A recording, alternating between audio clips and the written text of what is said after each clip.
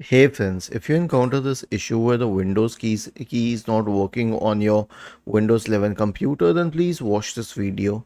So before anything else, right click on the start button and select settings from the menu.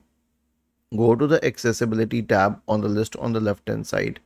In the right pane, scroll down and then select this option called keyboard. Make sure that all these three switches for filter keys, sticky keys and toggle keys are off. Then the next solution will be to update the keyboard drivers. Search for Device Manager in the Windows search bar and open Device Manager. Expand the list for keyboards.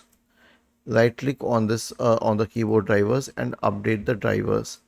Okay, so this is what you can do, and in most of the cases this will be helpful.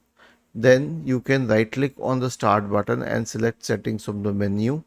Go to the Windows Update tab and click on the option to install all the updates or check for the latest updates on your system and install them.